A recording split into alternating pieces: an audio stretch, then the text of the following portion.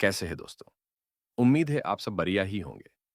तो जिसे आपने सबसे ज़्यादा वोट दिए हैं, ये है कि कल की अवतार 5 दिन में पूरी शक्तियाँ ले लेंगे। इसका पहला पार्ट आ चुका है। ये दूसरा है, हम कुछ याद दिला देते हैं पहले पार्ट में क्या बात हुई थी। पहले पार्ट में हमने आपको बताया था, पावर ऑफ सेंसेस या इंद्रियों की ताकत के बारे में। उनके बीच में जो कोऑर्डिनेशन होता है, उसकी शक्तियों के बारे में। कैसे वो बहुत ही क्रिटिकल पावर होती हैं और कैसे वो अवतार में अलग तरह से डेवलप होती है, किसी मनुष्य के कंपैरिजन में। हम पावर ऑफ सेंसेस या उस टॉपिक को अब उतना डिटेल में टच नहीं करेंगे। आप वह वीडियो देख सकते हैं। हम इसी के साथ एक प्लेलिस्ट में रखे दे रहे हैं। ये वीडियो उससे आगे की कहानी या उसका एडवांस्ड वर्जन ही होगा। तो इंद्रियों की ताकत को हमने दो भागों में बांटा था। एक हमारे सेंसेस की खुद की ताकत और एक उनके बीच का कोऑर्डिनेशन। ये जो कोऑर्डिनेशन की ताकत होती है, ये होती है असली गेम चेंजर। मनुष्यों की ट्रेनिंग अलग तरह से चलती है और अवतार की अलग। अब ये तो बेसिक था पुराने वीडियो का। अब आगे समझिए। आप लोगों ने कल की अवतार की गुप्त लीला तो सुनी ही होगी। सतय गाथा चैनल के जगदीश जी ने बहुत ही अच्छे तरह से भविष्य मालिका से कल की अवतार की गुप्त लीला बता रखी है। ऐसा बिल्कुल ना समझिएगा कि मैं भविष्य मालिका का प्रचार कर रहा हूं या उसे सत्य कह रहा हूं। फिर रिपीट कर रहा हूं, सत्य गाथा चैनल के अलावा जिससे भी मैंने भविष्य मालिका सुनी, सब उसका बिजनेस ही कर रहे हैं, घुमा रहे हैं, कुछ भी बोल रहे हैं। अब यह जो कल की अवतार की गुप्त लीला चलती है, ये दो अलग-अलग लोगों की कहानी है, एक ही शरीर में। कोई उन्हें परब्रह्म और महापुरुष कहता है, कोई उन्हें शिव और नारायण कहता है। हम उन दोनों को बॉडी और सोल कहते हैं। अब आप बस सामान्य ज्ञान लगाते चलिएगा, आपको सारी कहानी समझ आ जाएगी। ज्ञान तो रावण में भी बहुत था, ज्यादा ज्ञान होने से भी भगवान नहीं मिला करते, और शबरी और केवट जैसे भक्तों को मिल जाते हैं। तो ये जो गुप्त लीला थी, इन दोनों के बीच की, वह थी क्या? गुप्त लीला कुछ नहीं थी। एक रिश्ता था जो पर ब्रह्म और महापुरुष के बीच में शुरू हुआ। ये दो लोगों के बीच की कहानी है, एक ही शरीर में। अब ये बात कैसी समस्या पैदा कर देती है, समझना कुछ मुश्किल है। मान लीजिए अर्जुन है। अर्जुन को श्री कृष्ण ज्ञान दे रहे हैं। अर्जुन के शरीर में श्री कृष्ण नहीं है। कृष्ण अर्जुन के शरीर के बाहर हैं।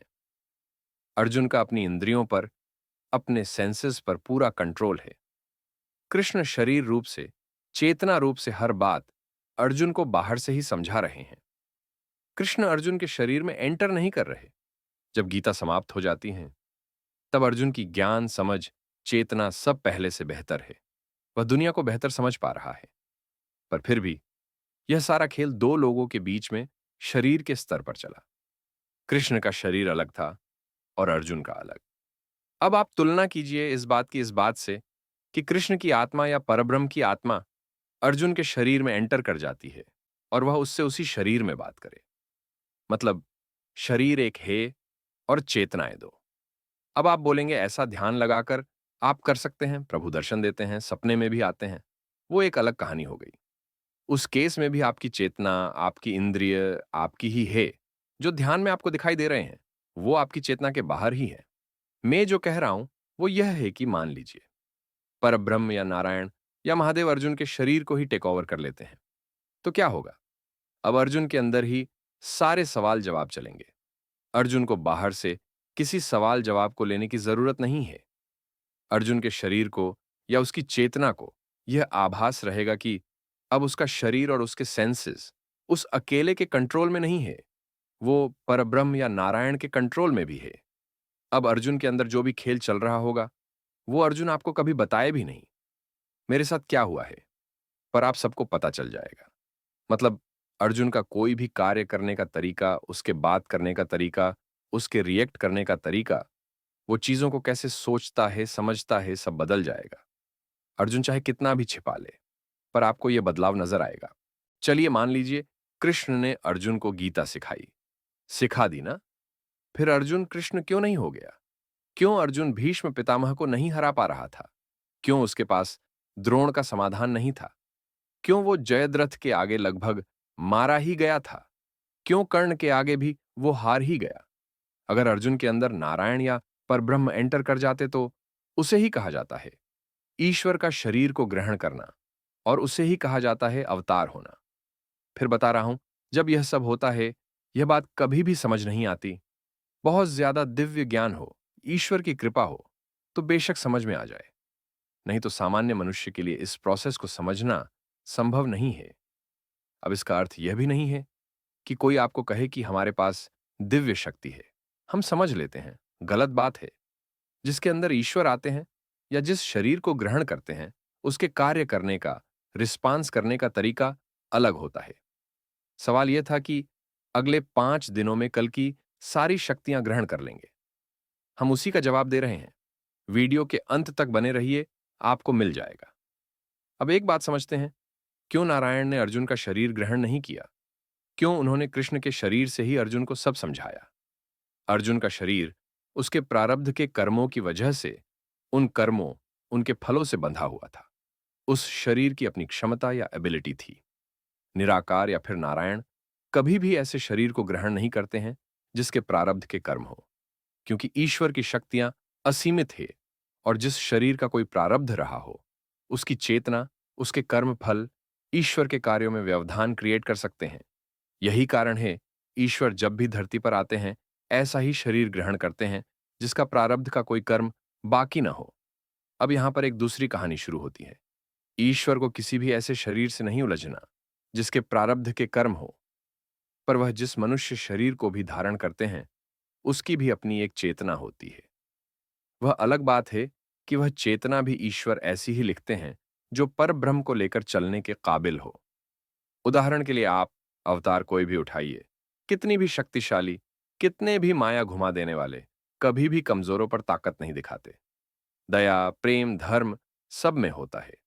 अब आप किसी भी अवतार की कहानी को उठाइए, उसके पैदा होते ही ईश्वर उनके थ्रू अपनी शक्तियां दिखाना शुरू नहीं कर देते। चलिए, कृष्ण जन्म हुआ। अगर नारायण शुरू से ही आ गए थे, तो फिर कृष्ण को वृंदावन को क्यों ले जाना हुआ? ईश्वर को किससे तो बचने की जरूरत और किससे बचाने की? उस समय तक नारायण ने उस शरीर को ग्रहण नहीं किया था। वह शरीर नारायण की सिक्योरिटी में था।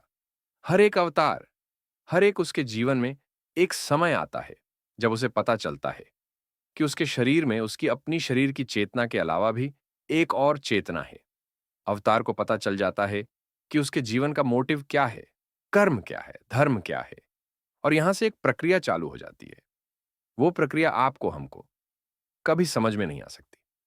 देखिए, जितने भी लोग इस धरती पर ये कहते हैं कि हमारे ऊपर हनुमान जी आ गए, हमारे ऊपर माता काली आ गई, या कल की तो खैर बहुत बने ही फिर रहे हैं, 500 तो हम ही ने ब्लॉक मार रखे हैं, वो सब मिथ्या है। पर अभी हम इसी टॉपिक पर रहते हैं। वो जो भी प्रक्रिया हम मनुष्य नहीं समझ सकते, हम अपने कान से सुनते हैं। अब सोचिए कि एक आदमी हो जो जन्म से ही बहरा है, उसने आवाज कभी सुनी ही नहीं। आप उसे लाख लिखकर बता दो, उसे दिखाने की कोशिश कर लो, आवाज होती कैसी है? वह आदमी वह बात नहीं समझ पाएगा जो आप उसे समझाना चाह रहे हो। उसके लिए एक आवाज एक अनजान चीज है, वो नहीं सुन सकता। उसके लिए कोई दुख नहीं, उसे पता ही नहीं आवाज सुनना होता कैसा है, कैसा लगता है। उसे रिलेटेड मसले उसे कुछ पता ही नहीं। वहीं आप एक ऐसा इंसान उठाओ जिसने आवाज सुन रखी हो, पर अब बहरा हो गया है। अब उसे पता है कि आवाज का जाना क्या होता है। हम मनुष्यों के साथ वो अवतार वाला घटनाक्रम नहीं होता, तो हमें नहीं पता वो क्या होता है, कैसे होता है। जिनके पास असीमित ज्ञान था, पुराने जमाने में वह इस चीज को लिख गए, समझा गए। पंचस खाओ ने भी बताई, बहुत सही बताई। पर हां, केवल और केवल सत्य गाथा ही सुनना, बाकी सब व्यापार कर रहे हैं। न उन्हें खुद पता क्या लिखा है, पर बोलना उन्हें सब है। हम मनुष्यों के हाथ में बस इतना है कि हम वो चीज फील कर सके। हमें बस कर्म और उसके परिणाम नजर आते हैं। राम ईश्वर थे, कृष्ण ईश्वर थे, उनके कर्म शक्तियां सब कुछ खुद बता देती हैं। पीछे क्या हुआ है वो हमें समझ नहीं आता। अब यहां से हम बस उस प्रक्रिया को समझ लेंगे और हमें समझ आ जाएगा कल की अवतार की शक्तियां अगले 5 दिनों में लगभग कैसे पूरी हो जाएंगी। अवतार की लाइफ में एक पल आता है जब उसे अंदर से सत्य का ज्ञान हो जाता है। वो पल बहुत पहले भी हो सकता है, बाद में भी हो सकता है, पर जब भी वो पल आता है, शरीर की चेतना और ईश्वर की चेतना में कुछ बहस, तर्क, विवाद होता ही है। नारायण कह रहे हैं राम से, रावण को मारना धर्म था। राम का जवाब, हे, वो तो ठीक है, पर सीता क्यों परेशान हुई फिर? लीला अलग तरह से भी तो लिखी जा सकती थी। नारायण कह रहे हैं कृष्ण से, कंस को मारना धर्म था, और कृष्ण कह रहे हैं वो सब तो ठीक है, पर आकाशवाणी की क्या जरूरत थी? कंस ने उसके बाद माता पिता को जेल में बंद कर दिया, 7 भाई बहन मार दिए। कुछ भी सामान्य ज्ञान लगाएंगे तो आपको पता चल जाएगा। जो आए ही धर्म की रक्षा के लिए हैं, वो अपने ही माता पिता को जेल में क्यों बंद करवा देंगे? तो अवतार के अंदर दोनों चेतनाओं के बीच में बात होती है। हाँ, शायद यह पहली बार है कि पंचसखाओं ने उस खेल के बारे में कुछ लिखा है, पर सत्य यह है कि यह लीला हर अवतार में ही चलती है। अब इसमें एक बात है, यह लीला राम अवतार में कब हुई, कृष्ण अवतार में कब हुई, या कल्कि अवतार में कब हुई, वह समय मायने रखता है। एक आदमी जो जन्म से सुन नहीं सकता, अगर उसे सुनाई देना शुरू हो जाए, तो जरूरी नहीं कि वो उसे वरदान ही समझे। यह भी हो सकता है कि उसे लगे कि वो पहले ही सही था, जब सब शांत था। अब उसे बेवजह का शोर सुनाई देता है। अगर यह प्रक्रिया अवतार में बचपन में ही हो गई, तो फिर वो शरीर की चेतना ज्यादा डेवलप नहीं होती। वो आराम से ईश्वर की चेतना से एडजस्ट कर लेगी। जितना समय ईश्वर की चेतना अवतार के शरीर में जागने में लेगी, उतना ही शरीर की चेतना डेवलप हो चुकी होगी। फिर कह रहा हूं, ऐसा नहीं होता है कि ईश्वर उस शरीर में रहते नहीं है। वो रहते हैं, बस उसे बताते नहीं है।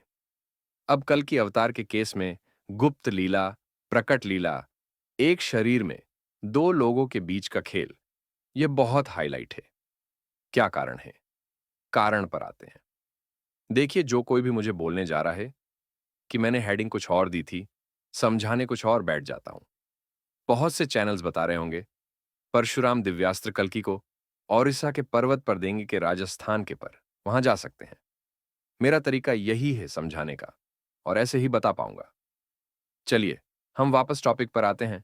क्यों कल की अवतार के केस में यह सब इतना हाईलाइट हो रहा है? गुप्त लीला, प्रकट लीला, महापुरुष और परब्रह्म के बीच का रिलेशन। देखिए, अवतार का जो शरीर होता है, उसकी पूरी स्क्रिप्ट, उसके गुण, शक्तियां, आदतें, क्या होगा क्या नहीं, सब कुछ परब्रह्म खुद लिखते हैं।